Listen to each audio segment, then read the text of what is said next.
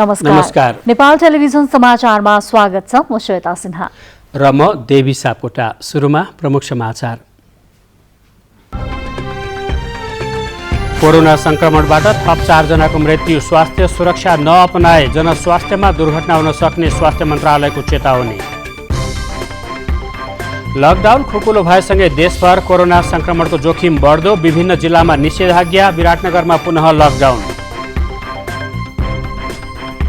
राष्ट्रिय गौरवका आयोजनाको काम प्रभावकारी बनाउन अन्तर मन्त्रालय समन्वयमा सरकारको जोड।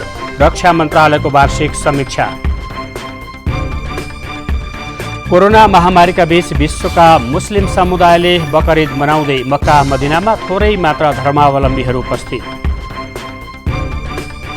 र 13औं सागका स्वर्ण पदक विजेता खेलाडीलाई काङ्ग्रेसद्वारा नगदसहित सम्मान।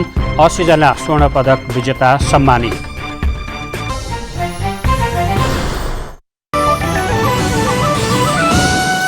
समाचार अब विस्तारमा। कोरोना संक्रमणका कारण पछिल्लो 24 घण्टामा वर्षाका 4 जनाको मृत्यु भएको छ। थप 224 जनामा कोरोना भाइरस संक्रमण पुष्टि भएको छ। यो सँगै नेपालमा कोरोना भाइरसका कारण मृत्यु हुनेको संख्या 56 पुगेको छ भने 19,771 जनामा कोरोना भाइरसको संक्रमण पुष्टि भएको छ। कोरोना भाइरस संक्रमणका कारण पछिल्लो 24 घण्टामा मात्र 4 जनाको मृत्यु भएको स्वास्थ्य तथा जनसङ्ख्या मन्त्रालयले जनाएको छ। यो संख्या एकै दिन कोरोना भाइरस संक्रमणका कारण मृत्यु हुने हालसम्मकै उच्च हो। पर्सा जिल्ला निवासी 3 जना पुरुष र पर्सा घर भई ललितपुरको थसीखेलमा बसोबास गरिरहेकी 1 जना महिलाको उपचारको क्रममा निधन भएको मन्त्रालयले जनाएको छ। यो सँगै भाइरस संक्रमणका कारण मृत्यु हुनेको संख्या 56 पुगेको छ। निधन भएको छ 4 जनाको। पर्सा जिल्ला वीरगञ्ज महानगरपालिका वडा नम्बर 11 श्रीपुर बस्ने 56 वर्षका पुरुषको मिति 2077 श्रावण 15 गते राति 11 बजे दुःखद निधन भएको छ। पर्सा जिल्ला वीरगञ्ज महानगरपालिका वडा नम्बर 16 निवासी 35 वर्षका अर्का पुरुषको मिति 2077 साउन 15 गते बेलुका 7:40 बजे गण्डक अस्थायी कोभिड अस्पतालमा दुःखद निधन भएको छ। वीरगञ्ज महानगरपालिका वडा नम्बर 2 छपकैया निवासी 65 वर्षीय अर्का एक पुरुषको मिति 2077 साउन 15 गते बिहान दुःखद निधन भएको छ।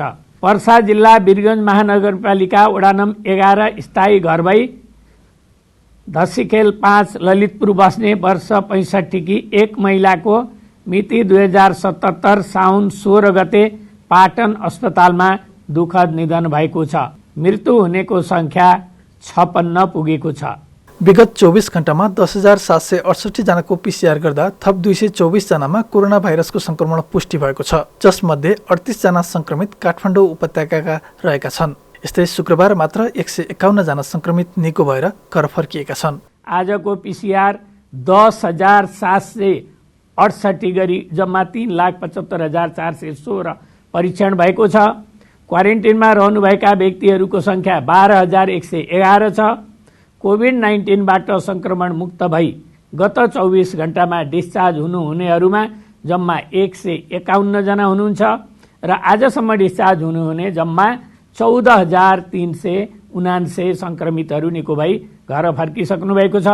यसरी आजको जम्मा 224 छ। आज देशभरि जम्मा सक्रिय संक्रमितहरूको संख्या 5,316 छ। लकडाउन हटेसँगै सिराहा, काठमाडौँ लगायतका केही जिल्लामा आमसभा र सामूहिक भेला हुने गरेका खबरहरूले आफूलाई दुखित बनाएको भन्दै त्यसो नगर्न मन्त्रालयले आग्रह गरेको छ। दैनिक संक्रमितको संख्या बढ्दै गइरहेको अवस्थामा आवश्यक स्वास्थ्य मापदण्डको पूर्ण पालना नगरे जनस्वास्थ्यमा दुर्घटना निम्तिन सक्ने भन्दै मन्त्रालयले सचेत गराएको हो। कुमार शर्माको साथमा राजेन्द्र पोखरेल, नेपाल टेलिभिजन। कोरोना संक्रमितहरूको संख्या बढ्नुका साथै जोखिम देखिन थालेपछि देशका विभिन्न भागमा स्थानीय प्रशासनहरूले लकडाउन गर्न थालेका छन्। यसै क्रममा विराटनगर महानगरपालिकाले पनि आज रातिबाट 2 हप्ताका लागि लकडाउन घोषणा गरेको छ। विराटनगर महानगर क्षेत्रमा लकडाउन घोषणा भएको समाचार बाहिरसँगै बजारमा किनमेलका लागि देखिएको भिड हो। यो यहाँ न त स्वास्थ्य सतर्कता अपनाइएको छ, न भौतिक दूरी नै कायम गरिएको छ। विगत केही दिनदेखि विराटनगर महानगरपालिका क्षेत्रमा कोरोना संक्रमितहरूको संख्या दैनिक बढेपछि महानगर स्तरीय कोरोना सङ्कट व्यवस्थापन केन्द्रको बैठकले 2 साताका लागि महानगर क्षेत्रमा लकडाउन घोषणा गरिएको हो। शुक्रबार राति 12 बजेदेखि लागू हुने गरी घोषणा गरेको लकडाउनमा अत्यावश्यक बाहेकका सेवाहरू बन्द गरिएको छ। शुक्रबार पनि महानगर क्षेत्रका 13 जनामा कोरोना पोजिटिभ पाइएको थियो। विराटनगर महानगरपालिकाले अन्य विकल्प रोज्नुको सट्टा लकडाउन गरेकोमा स्थानीयहरूले भने असन्तुष्टि व्यक्त गरेका छन्। करिब 4 महिना लकडाउनपछि केही खुकुलो भएको जनजीवनलाई सामान्य बनाउन लाग्नुपर्नेमा फेरि लकडाउन गरिनु जायज नभएको उनीहरूको भनाइ छ। होइन, यो त निरर्थक लकडाउन जस्तो लाग्छ, किनभने यत्रो 4 महिना लकडाउन हुँदा जुन एउटा सरकारको तर्फबाट हुनुपर्ने हो, टेस्ट गर्नुपर्ने हो, त्यो मात्रामा भएको जस्तो मलाई लाग्दैन। र अहिले पनि लकडाउन भनेको के हो भने त्यो तात्कालिक एउटा समाधान मात्रै हो, मान्छेले घरभित्र राख्ने। पढाइका साथ पालना गर्नुपर्छ, सबैले मास्क सेनिटाइजर सबै युज गर्नुपर्छ। यसका सम्बन्धित मतलब उहरू सबै नियम कानुनहरू सबै मिलाउनु पर्यो, पुर्याउनु पर्यो। विराटनगर महानगरपालिकाले आह्वान गरेको लकडाउनकै क्रममा संक्रमितहरूको खोजी गर्ने कार्यलाई अघि बढाउनु पर्ने र दैनिक आय आर्जन गरेर हातमुख जोड्नेहरूलाई राहत दिनुपर्ने स्थानीयले माग गरेका छन्। मोहन मानन्दर, नेपाल टेलिभिजन, प्रदेश नम्बर 1, विराटनगर। कोरोना भाइरसको जोखिम बढेको भन्दै बाराको जितपुर सिमरा उपमहानगरपालिकामा उच्च सतर्कता अपनाइएको छ। बारा जितपुरमा रहेको स्वास्थ्य चौकीका एक कर्मचारी र सोही स्थानमा रहेको एक उद्योगका प्रमुख प्रशासकीय अधिकृतलाई कोरोना पोजिटिभ देखिएको थियो। पोजिटिभ देखिएका ती दुवैजनालाई वीरगञ्ज स्थित गण्डक अस्पतालमा उपचार गराउने क्रममा उद्योगका प्रशासकीय अधिकृतको आज बिहान मृत्यु भएपछि सो क्षेत्रमा सतर्कता अपनाइएको हाम्रा बारा संवाददाताले जनाएका छन्। जितपुर स्थित स्वास्थ्य चौकीका कर्मचारीलाई कोरोना पोजिटिभ देखिएपछि जितपुर सिमरा उपमहानगरपालिकाका 85 जना कर्मचारीहरूको स्वाब सङ्कलन कार्य गरिएको कार्यवाहक प्रमुख प्रशासकीय अधिकृत शिवजी प्रसादले जानकारी दिनुभयो। घटनाबाट जोगिनका लागि हामी पालिका अन्तर्गत काम गर्ने सम्पूर्ण कर्मचारीहरू र उता स्वास्थ्य हेल्थ पोस्टमा काम गर्ने कर्मचारीहरू सहितलाई चाहिँ यहाँ चाहिँ गर्नको लागि PCR टेस्ट गर्नको लागि आएका छन्। खुल्ला सिमाना औद्योगिक क्षेत्रमा काम गर्ने भारतीय कामदार, पेट्रोलियम पदार्थ एवं भन्सारबाट नेपाल भित्रिने भारतीय सवारीका कारणले पनि त्यस क्षेत्र उच्च जोखिममा रहेको भन्दै स्थानीयले परीक्षण बढाउन माग गरेका छन्। राजधानी काठमाडौँमा कोरोनाको जोखिम बढ्न थालेपछि सरकारले राजधानी प्रवेश गर्ने नाकामा कडाई गरेको छ। यस क्रममा साँझ 7 देखि भोलिपल्ट बिहान 7 बजेसम्म सवारी साधन प्रवेशमा रोक लगाइएको हो। सरकारले नागढुङ्गा नाकाबाट साँझ 7 बजेदेखि भोलिपल्ट बिहानको 7 बजेसम्म अत्यावश्यक वस्तु ढुवानीका बाहेक सबै सवारीका साधनहरू राजधानी प्रवेशमा रोक लगाएको छ। पास नभएका सवारीहरूलाई भने राजधानीबाट बाहिरिन पनि दिइने छैन। सरकारले कोरोना भाइरसको रोकथाम र नियन्त्रणका लागि गरेको लकडाउन खुलाएसँगै राजधानीमा कोरोना संक्रमितहरूको संख्या दैनिक जसो भेटिन थालेपछि थप कडाई गरेको हो। राजधानी प्रवेश गर्ने मुख्य नाका नागढुङ्गा हुँदै दैनिक सयौंको संख्यामा मानिसहरू राजधानी प्रवेश गर्ने गरेका कारण राजधानीमा कोरोनाको संक्रमण फैलिएको भन्दै यसको नियन्त्रण र रोकथामका लागि रातको समयमा गुड्ने सवारी बन्द गराएको हो। साँझ 7 बजेबाट भोलिपल्ट बिहान 7 बजेसम्म पास भएका सवारीका साधनहरूलाई पनि नाका प्रवेश गर्न नदिने नागढुङ्गा प्रहरीको भनाइ छ। तर बिरामी बोकेका पेट्रोलियम पदार्थ र खाद्यान्न लगायत अत्यावश्यक वस्तु ढुवानीका सवारीका साधनहरू भने प्रवेशमा रोक लगाइएको छैन। त्यस्ता सवारीमा चालक र सहचालक बाहेक कसैलाई पनि चढाउने अनुमति प्रहरीले दिएको छैन। साँझदेखि रातको समयमा धेरै मानिसहरू राजधानी प्रवेश गर्ने गरेका कारण पनि यस्तो नियम लागू गरेको हो।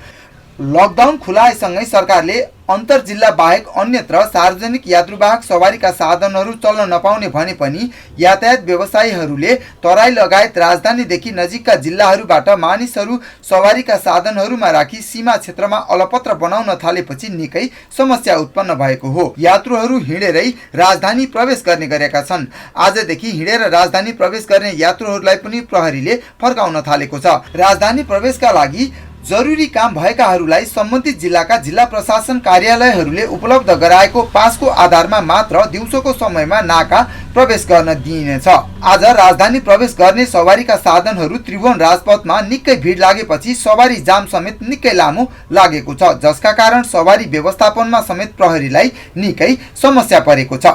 शिव सिलवाल, नेपाल टेलिभिजन, नागढुङ्गा, काठमाडौँ।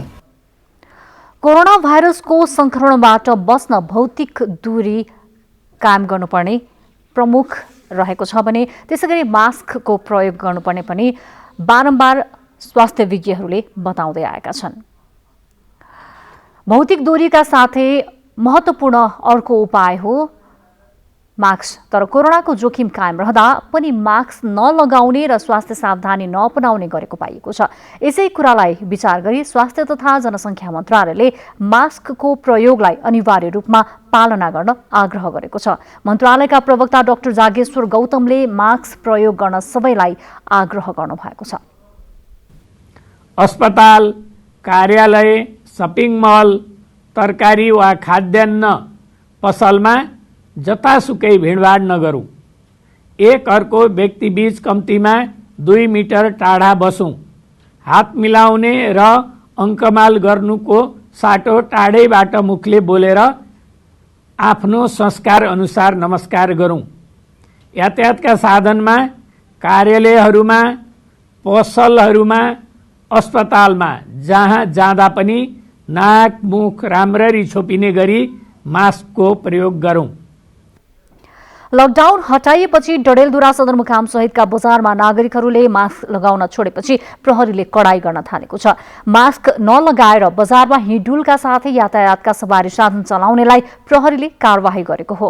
मास्क नलगाई सडकमा हिँडुल गर्नेहरूलाई प्रहरीले 100 रुपैयाँ जरिवाना गर्न थालेका छन्। 2 दिनको अवधिमा जिल्ला प्रहरी कार्यालय डडेलधुराले मास्क नलगाई यातायातका सवारी साधन चलाउने सहित बजारमा हिँडुल गर्ने 913 जनालाई कारवाही गरेको छ। कोरोना भाइरसको संक्रमण नियन्त्रण नहुँदा गर्भवती र सुत्केरी महिला बढी जोखिममा पर्ने गरेका छन्।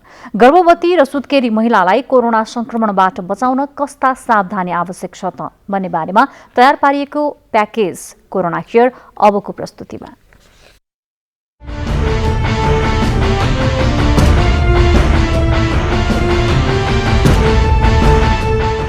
गर्भवती र सुत्केरी महिलालाई कोरोना भाइरसको जोखिममा पर्ने समूहमा राखिएको छ। हुन त कोरोनाको संक्रमण जोसुकैलाई पनि हुन सक्छ, तर गर्भवती र सुत्केरी महिलामा अरूको तुलनामा रोग प्रतिरोधात्मक क्षमता कम हुने भएकाले उनीहरू बढी जोखिममा पर्ने गरेका हुन्। यस्ता महिलामा संक्रमण पनि चाँडै हुने सम्भावना हुन्छ। यसबाट बस्न गर्भवती सुत्केरी महिलाले सकेसम्म अरूको सम्पर्कमा जानु हुँदैन। जानै पर्ने भए पनि भौतिक दूरी कायम गरी मास्कको सही प्रयोग गर्नु पर्दछ। यसका साथसाथै पौष्टिक आहार नियमित रूपमा खानुपर्ने चिकित्सकहरू बताउँछन्। यसमा इन्फेक्सन हुन सम्भावना कतिको हुन्छ, जोखिम कतिको छ, त्यसमा प्रत्येक पटक प्रश्न पनि आउँछ। अब यसमा मैले के भन्न चाहे भने जोखिम अरू भन्दा सेम नै हो, तर त्यसको सिभियरिटी गर्भवती र सुत्केरीलाई बढी छ। गर्भवती अवस्था कस्तो छ त्यो चाहिँ इम्युनो कम्प्रोमाइज स्टेट हाम्रो भाषामा भन्छ, भन्दाखेरि चाहिँ डिजिज चाहिँ छिटै भइलाग्ने सम्भावना बढी हुन्छ। त्यही भएर तपाईको शरीरको प्रतिरोधात्मक क्षमता पनि अलिकति कम भएको हुनाले यो अलिकति विशेष अवस्थामा अलिकति छिटै इन्फेक्सन हुने सम्भावना हुन्छ। गर्भवती वा सुत्केरी महिला बस्ने ठाउँमा भिडभाड गर्नु हुँदैन। को व्यक्ति कति बेला संक्रमित हुन्छ भन्ने थाहा पाउन नसकिने भएकाले कुनै व्यक्तिले संक्रमणको जोखिम लिएर आएमा त्यहीबाट गर्भवती वा सुत्केरी महिलालाई संक्रमण हुने सम्भावना हुन्छ। यसबाट बच्नलाई के गर्नुपर्छ, यो सामान्य जुन हाम्रो निर्देशन छ त्यही पालना गर्ने हो। यसमा सरसफाइमा ध्यान दिने, भिडभाडमा नजाने, हैन, बाहिरको मान्छेहरूसँग बोल्दाखेरि मास्कको प्रयोग गर्ने। बाहिर इभन हाम्रो कस्तो हुन्छ भने तरकारी किन्न पनि गयो भने तरकारी त हो भन्ने हुन्छ, हैन, मास्क हामी लगाएर जाँदैनौँ। त्यही भएर मास्कको प्रयोग, हैन, अनि मास्कको सही प्रयोग भन्छु। कतिपय ठाउँमा के देखिया छ भने मास्क लगाएर आउनुहुन्छ तर मास्क हातमा हुन्छ अथवा घाँटीमा हुन्छ भनेपछि मास्कको सही प्रयोग। यदि तपाईले सोशल डिस्टेन्सिङमा बस्नु भएको छैन भने, सोशल डिस्टेन्सिङ तपाईले 1 मिटर 2 मिटरको डिस्टेन्समा गरिराख्नु भएको छ भने मास्कको त्यति आवश्यकता नहोला, तर नभए त्यो चाहिँ मास्क लगाउनु चाहिँ उचित देखिन्छ। त्यसबाहेक खानपानको कुरा आयो, हैन। अब इम्युनिटी अलिकति बिल्डअप गर्नु पर्यो। इम्युनिटी बिल्डअप गर्नलाई हरियो साग तरकारी महँगै खानुपर्ने आवश्यक छैन। घर परिवार समुदायमा जे उपलब्ध छ, हाम्रो चाहिँ अब आफ्नै बारीमा पनि कतिपय कुराहरू भइराखेको हुन्छ। त्यही भएर हरियो साग तरकारीको सेवन, अनि त्यसपछि माछा मासु अन्डा, हैन, कतिको उपलब्ध छ, तपाईसँग के उपलब्ध छ त्यो हेरेर खानुपर्ने आवश्यक देखिन्छ। नेपाली समाजमा सुत्केरी हुनुअघि महिलालाई दही चिहुरा खुवाउने चलन छ। अझ पछिल्लो समयमा त बेबी सावर गर्ने चलन पनि बढ्दै गएको छ। बेबी सावर गर्दा भिडभाड गर्नु हुँदैन। परिवारका सदस्यहरू मात्र बसेर परम्परा निर्वाह गर्न सकिए संक्रमणको जोखिम कम हुनेछ। अहिले जुन यो बेबी सावरको नयाँ चलन हाम्रो समाजमा प्रचलित भइरहेछ, हुन त हाम्रो पुरानै संस्कारको एउटा रूप छ हैन। पहिला हामी दही चिउरा खुवाएर गर्थ्यौँ, अहिले अलिकति बृहत्तर रूपमा गएछ। तर कोभिडको संक्रमणको हिसाबले बेबी सावर अलिक भिडभाड नगर्दा नै ठिक हो। यदि एकदमै गर्नै पर्ने भयो, किन यो अब एउटा पेरेन्ट्सको लागि एउटा विशेष अवस्था हुन्छ, उहाँहरूले मेमोरी क्याप्चर गर्न खोज्नुहुन्छ, त्यस्तो गर्नै पर्यो भने परिवार आफ्नो परिवारलाई मात्रै गर्दा चाहिँ उचित हुन्छ अनि संक्रमणको जोखिम पनि कम भएर जान्छ। कोरोनाको संक्रमणको डरले कतिपय महिला प्रसुतिका लागि अस्पताल समेत नजाने गरेको पाइएको छ। तर अस्पताल नगई घरमै प्रसुति गराउँदा झन बढी जोखिम हुने भएकाले अस्पतालमै पुग्नुपर्ने स्वास्थ्य कर्मीहरू बताउँछन्। अस्पतालमा कोरोनाको जोखिम कम गर्न सावधानी अपनाइने भएकाले त्रसित हुनुपर्ने अवस्था नरहेको चिकित्सकहरूको भनाइ छ। अस्पतालहरूमा बढी जोखिम भएका क्षेत्रबाट आउनेहरूप्रति निगरानी गरेर उनीहरूलाई पहिले सामान्य परीक्षण गर्ने गरिएको छ। सम्भावित संक्रमित भएमा चिकित्सकहरूले विशेष सावधानी अपनाएर प्रसुति गराउने गरेका छन्। संक्रमित सुत्केरी भएका अस्पतालहरूले छुट्टै ठाउँमा राखेर उपचार गर्ने गरेका छन्। हामी छुट्टै व्यवस्थापनमा पनि लागेका छौँ र हाम्रो चाहिँ के छ, हामीले अघि नै मैले भने जस्तो ट्रायजिङ हैन, उहाँको रिस्कको आधारमा उहाँले वर्गीकरण हामी गर्दैछौँ हैन। वर्गीकरणमा यदि क्लिन केस छ, हामीले लाग्छ उहाँले शङ्का छैन भने उहाँलाई चाहिँ हामी नर्मल जसरी पहिले प्रसुति गराइरहेका थिए नर्मल हस्पिटलमै गराइरहेछौँ। तर यदि हामीलाई शङ्का लाग्छ भने हैन, उहाँलाई चाहिँ हामी अर्को हाम्रो एउटा सेन्टरको हामी ब्रान्च भनौँ न स्थापना गरेका छौँ। पहिले हाम्रो यो आफ्नै भवन थियो, त्यहाँ चाहिँ अर्को व्यवस्था मिलाएका छौँ भन्ने मिल्छ। अनि हामी उहाँहरूको कोभिड टेस्टिङ गर्छौँ। कोभिड टेस्टिङ गरेर हामी टेस्टको लागि पठाउँछौँ र महिलालाई चाहिँ आइसोलेट गरेर राख्छौँ। यदि उहाँको रिजल्ट नेगेटिभ आउँछ भने उहाँ महिलालाई हामीले फेरि ट्रान्सपोर्ट गरेर मेन हस्पिटलमा लिएर आउँछौँ। यदि पोजिटिभ आउँछ भने त्यही हिसाबले उहाँको ट्रिटमेन्ट गर्न हामी मिलाइरहेछौँ। हाल प्रसुति गृहलाई पोजिटिभ कोभिड पोजिटिभको उपचार गर्नलाई चाहिँ पुरै भनिसकेको छैन गभर्मेन्टले, तर तथापि पनि हामी चाहिँ रेडी नै छौँ। कोरोना संक्रमित महिलाले पनि स्वस्थ शिशु जन्माउने गरेका छन्। संक्रमित महिलाले जन्माएका शिशु संक्रमण मुक्त हुने भएकाले कसैले पनि डर मान्नु आवश्यक नरहेको चिकित्सकहरू बताउँछन्।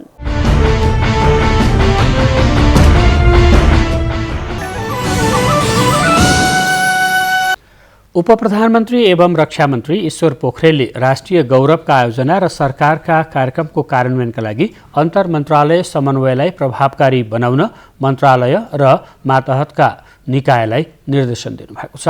रक्षा मन्त्रालय अन्तर्गत आर्थिक वर्ष 2076-77 को तेस्रो चौमासिक एवं वार्षिक प्रगति समीक्षा तथा मन्त्रालय स्तर विकास समस्या समाधान समितिको बैठकमा आज उपप्रधानमन्त्री पोखरेलले कुनै कार्यक्रमलाई एउटा मात्र मन्त्रालयको काम ठानेर अर्को मन्त्रालय र निकायले बुझ्न नहुने बताउनुभयो। उहाँले मन्त्रालय र विभिन्न निकायका प्रतिनिधिलाई जिम्मेवारी बोधका साथ नतिजामुखी कामका लागि एकीकृत रूपमा समन्वय गर्न आग्रह गर्नुभयो।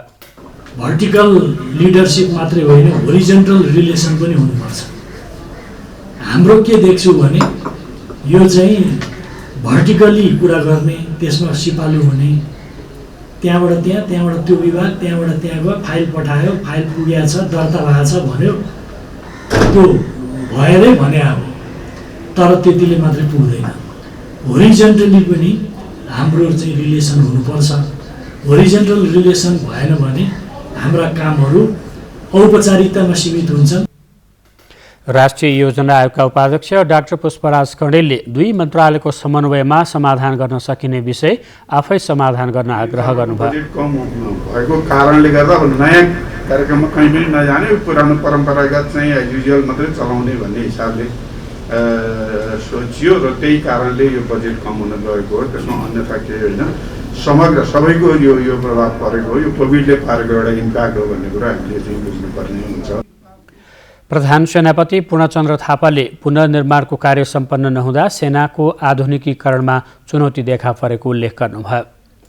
सिंहदरबार जस्तो यो केन्द्रीय कार्यालय रहेको राज्यकै महत्त्वपूर्ण स्थानमा भएको सुरक्षा निकायको यदि त्यो अभिगत छ भने अरूको के होला त्यसमा चाहिँ नि यहाँ सबैको ध्यान पुगोस् भन्ने मेरो अनुरोध छ। त्यसकारणले यो विषयमा चाँडै नै समस्या समाधान होस् र निर्माणको कार्यहरू पनि अगाडि बढोस्, ताकि एउटा महत्त्वपूर्ण सुरक्षा निकायको अङ्ग चाहिँ नि एउटा चाहिँ नि वासस्थानसम्म पनि हामीले दिन सकेनौँ भने त्यसमा एउटा प्रधान सेनापति हुनुमा मलाई पनि अलिकति त्यसले चाहिँ नि छुट्टै किसिमको पीडा बोध भएको छ। कार्यक्रममा उपप्रधानमन्त्री तथा रक्षा मन्त्री पोखरेल र रक्षा सचिव पाण्डेबीच आर्थिक वर्ष 2077-78 रक्षा मन्त्रालयबाट कार्यान्वयन गरिने मुख्य कार्यक्रमहरू सम्बन्धी कार्य सम्पादन सम्झौतामा हस्ताक्षर भयो। यसैगरी प्रधान सेनापति थापा र रक्षा सचिव पाण्डेबीच चालु आर्थिक वर्षका मुख्य कार्यक्रमहरू सम्बन्धी कार्य सम्पादन सम्झौतामा हस्ताक्षर भयो। गृहमन्त्री रामबहादुर थापाले निर्धारण गरेका लक्ष्यलाई 100% परिणाममुखी बनाउन निर्देशन दिनुभएको छ। शुक्रबार गृह मन्त्रालय सो अन्तर्गत रहेका विभाग र निकायहरूसँगको कार्य सम्पादन सम्झौता कार्यक्रमलाई सम्बोधन गर्दै मन्त्री थापाले समृद्ध नेपाल र सुखी नेपालीको नारालाई मूर्त बनाउन पनि परिणाममुखी काम गर्न निर्देशन दिनुभयो। उहाँले कामको मूल्याङ्कन र अनुगमन गर्दा ठोस योजना बनाउनु आवश्यक रहेको भन्दै मुलुकको समग्र विकास र नागरिकको सुरक्षाका लागि प्रशासन सक्षम बन्नु आवश्यक भएको उल्लेख गर्नुभयो। उहाँले राष्ट्रको विकास र नागरिकको सेवा नै कर्मचारी र राष्ट्र सेवकको मूल मन्त्र भएकोले लक्ष्य र तोकी अनुरूपको काममा कुनै किसिमको सम्झौता नगर्न समेत आग्रह गर्नुभयो। हाम्रो मुलुकको विकास र नागरिकहरूको सुरक्षाको निम्ति हाम्रो प्रशासन यन्त्रलाई सक्षम बनाउन जरुरी छ, त्यसलाई सबल बनाउन जरुरी छ। त्यसलाई योग्यताको आधारमा हामीले त्यसको निर्माण गर्न जरुरी छ र जसले राम्रो काम गर्छन्, जसले राम्रो नतिजा दिन्छन् त्यसलाई पुरस्कृत गर्ने र जसले बदमाशी गर्छन् अथवा त्यो नतिजा दिन सक्दैनन् तिनीहरूलाई दण्डित गर्ने। कार्यक्रममा गृह मन्त्रालयका सचिव महेश्वर नेउपानेले कर्मचारी प्रशासन र राष्ट्र सेवामा आउने कतिपय अधिकारीहरू व्यक्तिगत रूपमा अब्बल भए पनि पेशागत परिणाम दिन नसकेको बताउनुभयो।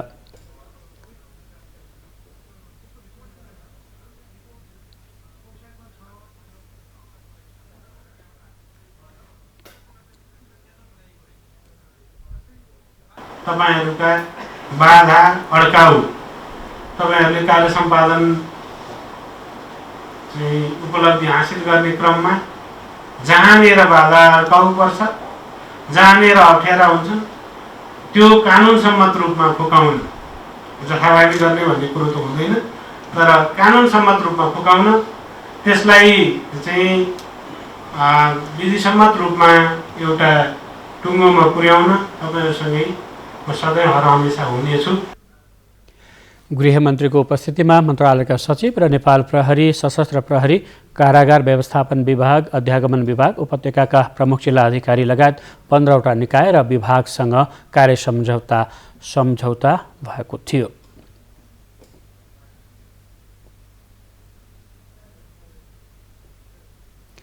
संस्कृति, पर्यटन तथा नागरिक उड्डयन मन्त्री योगेश भट्टराईले कोभिड-19 नियन्त्रणका लागि नेपालमा लागू गरिएको बन्दाबन्दीभर कुनै पनि निर्माण कार्य अवरोध नभएको र यस अवधिमा नेपालका विमानस्थलमा नयाँ प्रगति भएको बताउनु भएको छ।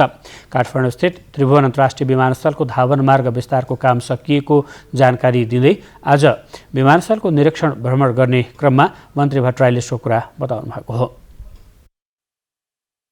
मुलुकको एकमात्रै त्रिभुवन अन्तर्राष्ट्रिय विमानस्थल अब नयाँ अत्याधुनिक संरचनाका साथ सञ्चालन योग्य भएको छ। विमानस्थलको क्षमता अभिवृद्धिका साथै सेवा सुविधालाई स्तरीकरण गर्ने गरी अति आवश्यक थपिएका संरचनाले विमानस्थलको स्वरूप नै बदलिएको छ। झट्ट हेर्दा विकसित मुलुकका सुविधा सम्पन्न विमानस्थलकै झल्को दिने गरी अन्तर्राष्ट्रिय विमानस्थलको संरचना थपिनुका साथै सेवा विस्तार र स्तरीकरणको कार्य यति बेला धमाधम भइरहेको छ। विश्वसँग नेपाललाई जोड्ने एकमात्रै अन्तर्राष्ट्रिय विमानस्थल भएकाले यसलाई आधुनिकीकरण गर्ने, क्षमता अभिवृद्धि गर्दै सेवा विस्तार र स्तरीकरण गर्न संस्कृति, पर्यटन तथा नागरिक उड्डयन मन्त्रालय लागि परेको छ। पर्यटन मन्त्री योगेश कुमार भट्टराईले पनि विमानस्थलको क्षमता विस्तार र स्तर उन्नतिको कामलाई निरन्तर अवलोकन गर्ने र निर्देशन दिँदै आउनु भएको छ। शुक्रबार पनि मन्त्री भट्टराई सहितको टोलीले अन्तर्राष्ट्रिय विमानस्थलमा भइरहेका कामको स्थलगत अवलोकन गर्नुभयो। कोरोना भाइरसको सन्तासकै बीचमा पनि विमानस्थलको पूर्वाधार निर्माणको काम निरन्तर अगाडि बढिरहेको छ। पर्यटन मन्त्री भट्टराईले कोभिड-19 नियन्त्रणका लागि नेपालमा लागू गरिएको बन्दाबन्दीभर कुनै पनि निर्माण कार्य अवरोध नभएको र यो बीचमा विमानस्थलमा नयाँ प्रगति भएको बताउनुभयो। 1 गते पुग्दा हाम्रा यी सबै अहिले बनेका संरचनाहरू उपयोग हुने गरी हामी तयारीमा छौँ र आज मैले त्यसैको अवलोकन गरेको छु र बाँकी भएका कामहरूलाई छिटो सम्पन्न गर्न हाम्रो यहाँको अथोरिटीलाई मैले निर्देशन दिएको छु। अन्तर्राष्ट्रिय विमानस्थलको धावन मार्ग विस्तारको काम सकिएको छ। साबिकको 3000 मिटर लामो धावन मार्ग विस्तार गरी थप 300 मिटर बनाइएको छ। विस्तारित धावन मार्गले उडान सुरक्षा सुनिश्चितता प्रदान गर्ने विश्वास लिइएको छ। अन्तर्राष्ट्रिय टर्मिनल भवनमा 1500 क्षमताको डिपार्चर हल निर्माण सम्पन्न भइसकेको छ भने वाइड बडी जहाज राख्न मिल्ने क्षमताका पार्किङ वे थपिएको छ। यसले आकाशमा जहाज होल्ड हुने अवस्थालाई घटाएको छ। लगेज बेल्ट थप्ने लगायत अन्य सेवा सुविधाहरू थप्दै जाने योजना रहेको मन्त्रालयले जनाएको छ। भदौ 1 गतेबाट आन्तरिक तथा अन्तर्राष्ट्रिय उडान शुरू हुने भएपछि विमानस्थल तथा वायु सेवा प्रदायक कम्पनीले कोभिड-19 संक्रमणबाट सुरक्षित उडानका लागि स्वास्थ्य प्रोटोकल पालना लगायत सबै खाले तयारी गरिसकेका छन्। कैलालीमा बाढीले बगाएर बेपत्ता भएका 3 जनाको शव फेला परेको छ। अविरल वर्षाका कारण आएको बाढीमा बेपत्ता भएका उनीहरूको शव आज फेला परेको जिल्ला प्रहरी कार्यालय कैलालीले जनाएको छ। बेपत्ता भएका भजनी नगरपालिका वडा नम्बर 8 जनकपुरका 9 वर्षीय स्केल चौधरी, 33 वर्षीय चक्रबहादुर विक र काँडाढिकका 40 वर्षीय ईश्वर शाह रहेका छन्। यसैगरी म्याग्दीको सदरमुकाम बेनी बजार स्थित म्याग्दी खोला किनारमा आज बेवारिसी अवस्थामा एकजना पुरुषको शव भेटिएको जिल्ला प्रहरी कार्यालय म्याग्दीले जनाएको छ। बाढी र पहिरोबाट मृत्यु र बेपत्ता भएका परिवारलाई तत्काल राहत उपलब्ध गराइने जानकारी कर्णाली प्रदेशका मुख्यमन्त्री महेन्द्र बहादुर शाहीले दिनुभएको छ। हालैको बाढी र पहिरोले क्षति पुर्याएका स्थानको स्थलगत भ्रमणका क्रममा कालीकोट पुग्नुभएका मुख्यमन्त्री शाहीले बाढी र पहिरोबाट मृत्यु भएका परिवारलाई संघीय सरकारबाट 2 लाख र प्रदेशको विपद बीमाबाट 2 लाख रकम तत्कालै उपलब्ध गराउने जानकारी दिनुभएको छ। घरबारविहीन नागरिकलाई प्रदेश सरकारले आवास निर्माण गर्ने र अन्य क्षति भएकालाई तत्काल राहत उपलब्ध गराउने मातहतका निकायलाई निर्देशन दिइसकिएको पनि उहाँले बताउनुभयो। मुख्यमन्त्री शाहीले कालीकोटको राजकोट नगरपालिकाका साथै नरहरिनाथ, महावै, पचाल झरना, सन्नी त्रिवेणी र पताल गाउँपालिकाका बाढी र पहिरो प्रभावित क्षेत्रको स्थलगत अवलोकन गर्नुभएको थियो। अब मान्छेलाई भोकै खान नपाएर मर्ने स्थिति सिजनमा दिने, भोलि कोही मान्छे भोको छ है, भोकले मर्यो, खान नपाएर मर्यो भन्ने कुराको स्थिति सिर्जना हुन नदिने गरी म लाग्नेछु। नेपालमा झण्डै 2000 अनलाइन सञ्चार माध्यम दर्ता भएका छन्। दर्ता र सञ्चालन प्रक्रिया सहज भएको र लोक कल्याणकारी विज्ञापन समेत पाइने भएपछि साउन महिनामा मात्र 30 वटा अनलाइन दर्ता भएका छन्। प्रविधिको विस्तारसँगै अनलाइन समाचार चलाउने वेबसाइटको सङ्ख्या बढेको छ। चालु आर्थिक वर्षको 15 दिनमै 30 वटा नयाँ अनलाइन पोर्टलहरू सूचना तथा प्रसारण विभागमा दर्ता भएका छन्। यो सँगै हालसम्म दर्ता भएका समाचार पोर्टलको सङ्ख्या 1978 पुगेको छ। समाचारका अन्य माध्यमको दर्ता र सञ्चालन प्रक्रियाभन्दा अनलाइन पोर्टल दर्ता र सञ्चालन प्रक्रिया सहज पनि छ।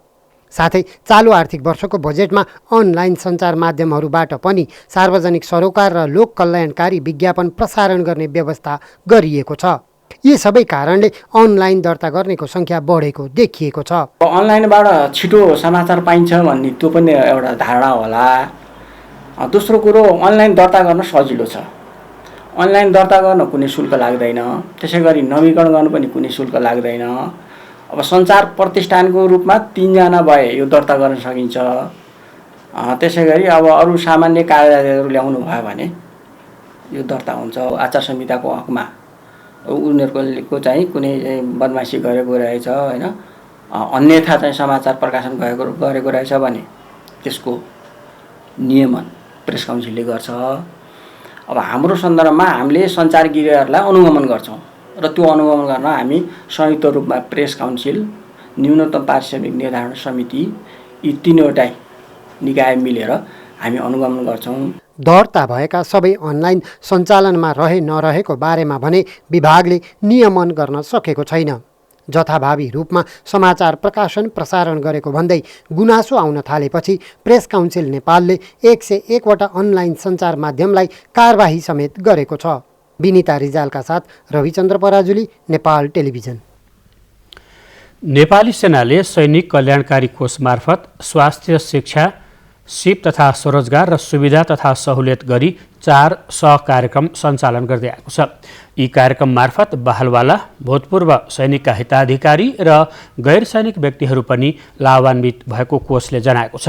कोषद्वारा आज सैनिक मुख्यालय जङ्गी अड्डामा आयोजित पत्रकार सम्मेलनमा कोषले रोजगार, राजस्व, विस्फोटक पदार्थमा आत्मनिर्भर, निःशुल्क औषधि उपचार जस्ता क्षेत्रबाट पनि नेपाल सरकारको नीति तथा कार्यक्रममा योगदान गरेको जनाएको छ। सैनिक कल्याणकारी कोषले गत आर्थिक वर्ष 2076-77 मा 45 करोड रुपियाँ राजस्वमा योगदान दिएको छ। बैंक तथा वित्तीय संस्थामा रहेको कोषको निक्षेपबाट आर्जित ब्याजको आम्दानी कर बापत राजस्व बुझाएको कोषका निर्देशक सागर बहादुर केसीले जानकारी दिनुभयो। मुलुकका क वर्गका विभिन्न बैंकमा कोषको 45 अर्ब 86 करोड 80 लाख रुपियाँ नगद मौजदात निक्षेप छ। कोषको यथार्थ सम्पत्ति भने हाल 51 अर्ब 61 करोड 4 लाख रुपियाँ पुगेको छ। कोष र अन्तर्गतका निकायको फर्स्यौट गर्न बाँकी बेरुजु अब 7 करोड 43 लाख रुपियाँ मात्र रहेको जानकारी दिइएको छ। नेपालमा कामकाजी महिलाहरूको संख्या बढेसँगै नियमित स्तनपान गराउने महिलाको संख्या घट्दो रहेको एक सर्वेक्षणले देखाएको छ। स्तनपानलाई विश्वव्यापी रूपमा प्रोत्साहन गर्न सप्ताहव्यापी कार्यक्रम आयोजना गर्नुको साथै सरकारले अस्पताल र कार्यालयहरूलाई स्तनपान मैत्री बनाउँदै लगेको छ।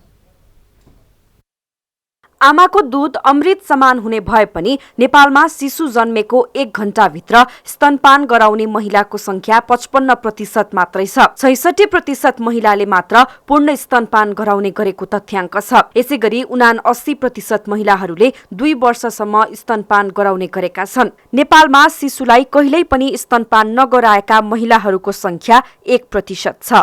शिशु जन्मेको केही दिनसम्म आउने बाक्लो दूधमा रोगसँग लड्ने प्रतिरोधात्मक तत्त्व रहेको र त्यसले शिशुको बौद्धिक तथा शारीरिक विकासमा मद्दत पुर्याउने विभिन्न अनुसन्धानबाट पुष्टि भइसकेको छ। कुपोषण न्यूनीकरणमा समेत स्तनपानको महत्त्वपूर्ण भूमिका हुन्छ। स्तनपानको संरक्षण तथा सम्वर्धन गर्ने उद्देश्यले हरेक वर्ष विश्वभर स्तनपान दिवस सप्ताहव्यापी रूपमा मनाइन्छ। नेपालमा पनि शनिबारबाट 7 दिनसम्म जनचेतनामूलक कार्यक्रमको आयोजना गरी दिवस मनाइँदैछ।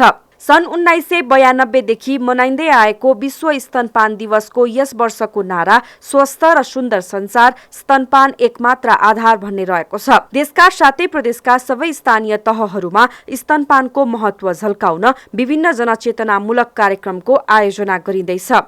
दिवसका अवसरमा स्वास्थ्य सेवा विभाग परिवार कल्याण महाशाखाद्वारा आयोजित पत्रकार सम्मेलनमा पोषण शाखा प्रमुख केदार राज पराजुलीले नेपालमा नियमित स्तनपान गराउने महिलाको संख्या घट्दो रहेको बताउनुभयो। स्तनपानलाई प्रोत्साहन गर्न सरकारले अस्पताल र कार्यालयहरूलाई स्तनपान मैत्री बनाउँदै लगेको छ भने महिलाहरूलाई प्रसुति विधाको व्यवस्था गरिएको उहाँले जानकारी दिनुभयो।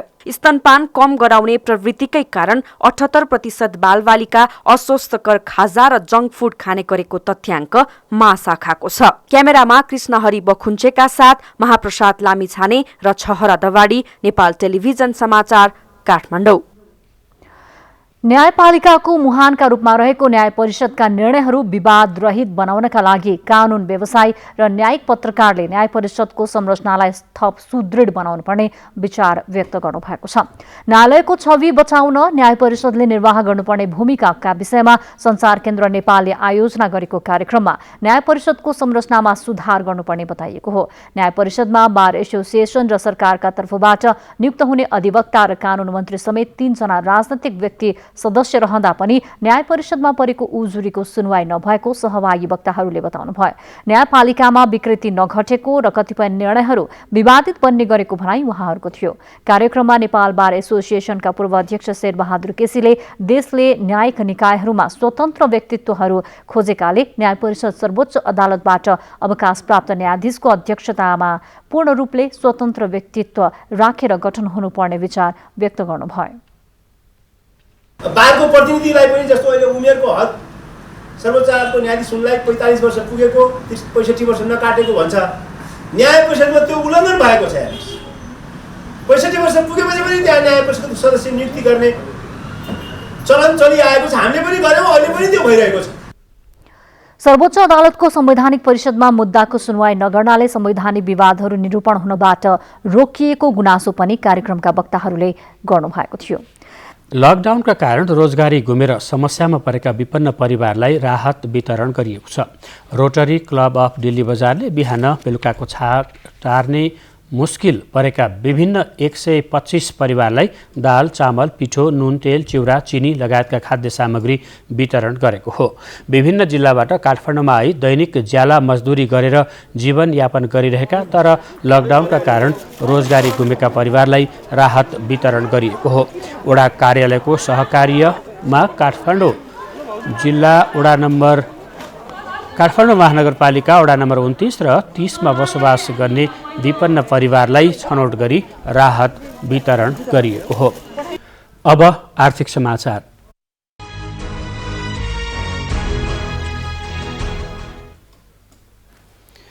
कास्कीको पोखरा लगायत मुख्य बजार क्षेत्रमा दूधको माग अत्यधिक बढ्न थालेपछि युवा किसानहरू भैँसी पालनतर्फ आकर्षित भएका छन्। किसानहरूको अथक प्रयास र प्रदेश सरकारको पहलमा कास्की जिल्लालाई दूधमा आत्मनिर्भर बनाउन किसानहरू जुटेका हुन्। कास्कीको पोखरा लगायत मुख्य बजार क्षेत्रमा दूधको माग अत्याधिक बढ्न थालेपछि युवा किसानहरू भैँसी पालनतर्फ आकर्षित भएका छन्। किसानको अथक प्रयास र प्रदेश सरकारको पहलमा कास्की जिल्लालाई दूधमा आत्मनिर्भर बनाउनका लागि किसानहरू जुटेका हुन्।